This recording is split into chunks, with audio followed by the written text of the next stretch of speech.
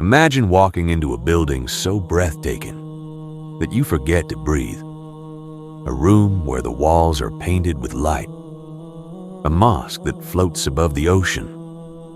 A prayer hall decorated with over 20,000 hand-painted tiles, each one placed by hand, over 400 years ago. These are not fairy tales.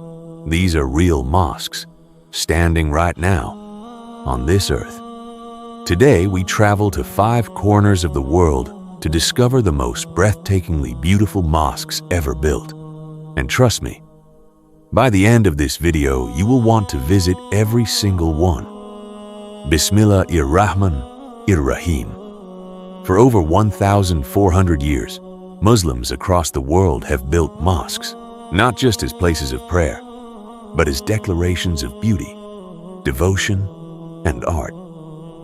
Every great mosque tells a story of a king's ambition, a craftsman's lifetime of work, a people's love for their creator. In this video, we're counting down 5 of the most stunning mosques on the planet, each one unique, each one extraordinary. From the mountains of Pakistan to the shores of Morocco, from the ancient streets of Istanbul to the desert of Iran, let's begin. Mosque 5, the Blue Mosque, Istanbul, Turkey. We begin in Istanbul, Turkey, one of the most historically rich cities on the entire planet. In the year 1603, a boy of just 13 years old became Sultan of the Ottoman Empire. His name was Ahmed I, and he had something to prove. His empire had suffered military defeats. His treasury was running low. The ulama, the Islamic scholars, were critical of him. He was young, he was under pressure, and he needed a legacy. So he made a decision that would echo for 400 years. He would build the most magnificent mosque Istanbul had ever seen. But here is where the story gets fascinating. When Sultan Ahmed announced his plans, the scholars pushed back hard. In Ottoman tradition, sultans were only allowed to fund mosques using the spoils of war, loot captured from conquered enemies. Ahmed had won no major victories, so he was essentially breaking the rules. They went so far as to forbid Muslims from praying there. Ahmed ignored them. He picked up a golden pickaxe and dug the first foundation himself. Then came the next shock. When people saw the plans, 6 minarets, gasps spread across the city. At the time, only the Grand Mosque in Mecca had 6 minarets. Some accused Ahmed of blasphemy, of trying to compete with the holiest site in Islam. The solution? Ahmed personally funded a 7th minaret to be built at the Grand Mosque in Mecca, so that Mecca would always stand above his creation. That is the kind of man who built the Blue Mosque. Inside, over 21,000 hand-painted ceramic tiles from the city of Iznik line the walls in over 50 different designs. The dominant blue hue is why we call it the Blue Mosque today. 250 stained glass windows flood the interior with ever-changing light. 6 cascading domes crown the prayer hall, and the whole structure sits directly across from the ancient Hagia Sophia, a deliberate statement by a 19-year-old sultan that Islam had arrived. It was magnificent. Ahmed I died at just 27 years old, barely months after his mosque was completed. But his name lives on in the neighborhood now called Sultan Ahmed, named after him. Sometimes the greatest legacies are built by the youngest hands. Mosque number 4, Nasir Al-Mulk Mosque, the Pink Mosque, Shiraz, Iran. Imagine arriving at a mosque just before sunrise. From the outside, it looks like a traditional Persian mosque. Elegant, yes, but nothing that prepares you for what is inside. You step through the door. The first rays of morning sunlight pierce through the stained glass windows, and suddenly, the entire room explodes in color. Reds, blues, golds, greens, dancing across the Persian carpets, the carved columns, the ceiling, the walls. Even your own hands and face become a canvas of light. People who visit this mosque often say they wept, not from sadness, but from sheer, overwhelming beauty. This is the Nasir Al-Mulk Mosque in Shiraz, Iran, built between 1876 and 1888, and it has never stopped taking people's breath away. It was commissioned by Mirza Hassan Ali Khan, a Persian nobleman of the Qajar dynasty, who wanted to create something that would outlast him for generations. The designers spent 12 years working on it, and the result is unlike anything else in the Islamic world. It is nicknamed the Pink Mosque because of the extraordinary use of rose-pink tiles, a color that was actually a European influence, introduced as Iran began opening its doors to the West in the 19th century. Iranian craftsmanship combined with foreign artistic influence, and the result is something entirely its own. Here is the secret most tourists don't know. The light show only happens between roughly 8 and 11 in the morning, when the sun is at the exact angle to shine through the western stained glass windows. If you arrive at noon, you'll see a beautiful mosque, but if you arrive at dawn, you will see something that looks like a place from another world. One Japanese photographer who visited described it as, "You can only see the light in the early morning. I have never seen anything so beautiful in my entire life. Subhanallah." Mosque 3, Hassan II, Mosque Casablanca, Morocco, the vision. In 1980, King Hassan II of Morocco stood on the shores of the Atlantic Ocean and made an announcement. He would build a mosque on the water, not near the water, not beside the water, on the water. His reason was a verse from the Quran, Surah Hud, verse 7, and his throne was upon the water. He wanted the faithful to pray over the sea, to look out through a glass floor at the Atlantic Ocean below, and feel the immensity of what Allah had created. What followed was one of the most ambitious construction projects in African history. Construction began in 1986. During the most intense period, 1,400 workers labored during the day and another 1,100 through the night. 10,000 artists and craftsmen from every corner of Morocco contributed to its construction. All materials, the marble, the cedar wood, the granite, were sourced from Morocco itself. The only exceptions? The chandeliers imported from Venice and white granite columns brought from the Italian coast. 12 million ordinary Moroccans donated money to see it built, including the poorest citizens who gave as little as 5 dirhams. Every single donor received a certificate.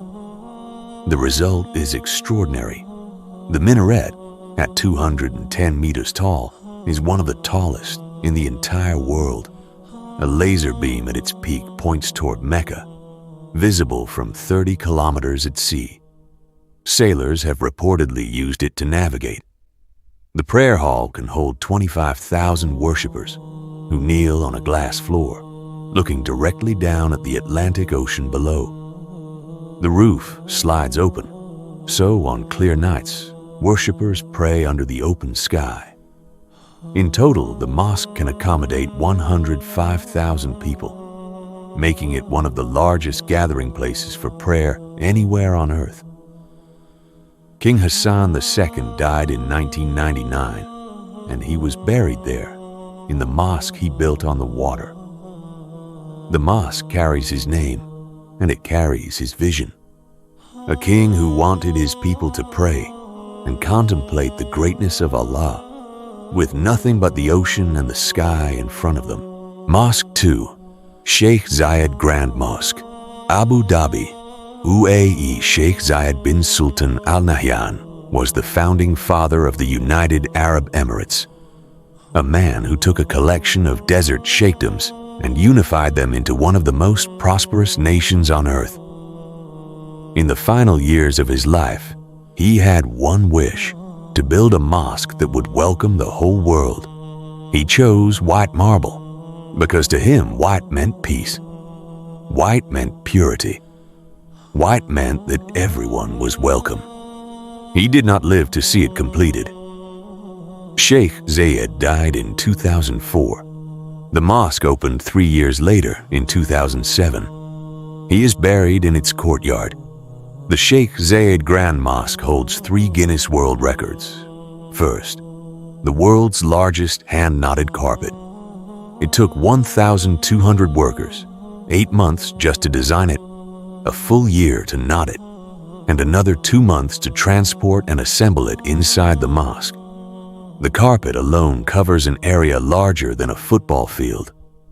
Second, the world's largest chandelier.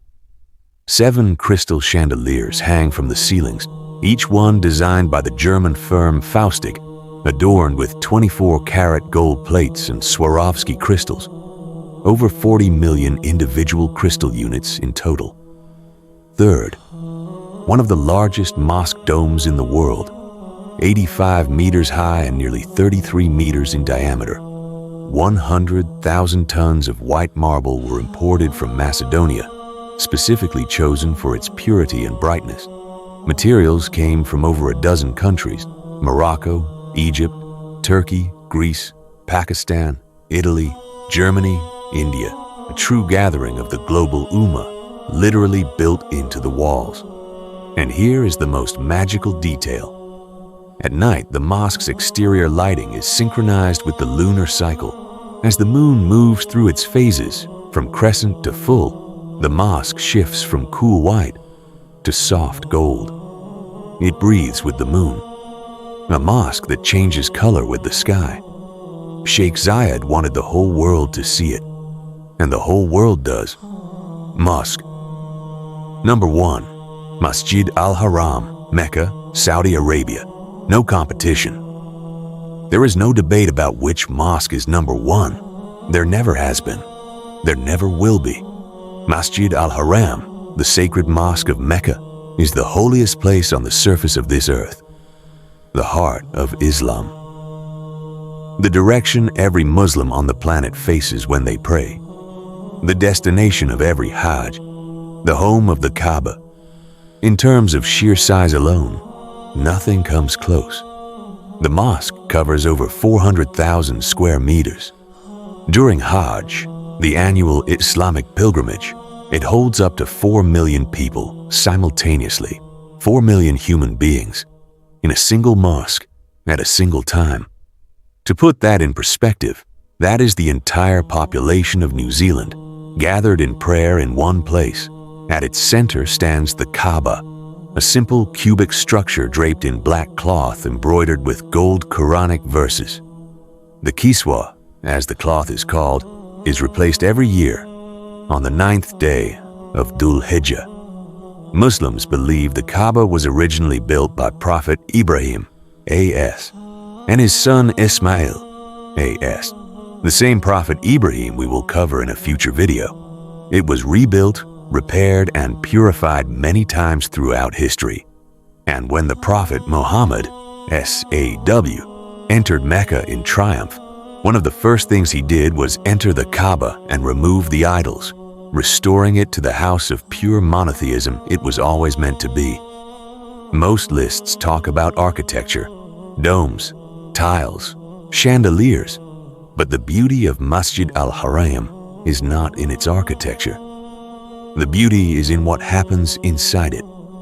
It is the only place on earth where worship never stops. Day and night, 24 hours a day, 365 days a year, people are circling the Kaaba in tawaf, praying, weeping, asking Allah for mercy. Scholars and pilgrims have described it the same way for centuries. You arrive at the Kaaba, and you are undone. All the weight of your life falls away. You stand in front of that black cloth and you realize how small you are, and yet how loved.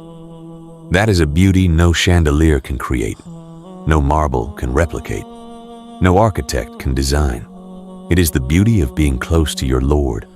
From Istanbul to Casablanca, from Shiraz to Abu Dhabi, and finally to the house of Allah in Mecca.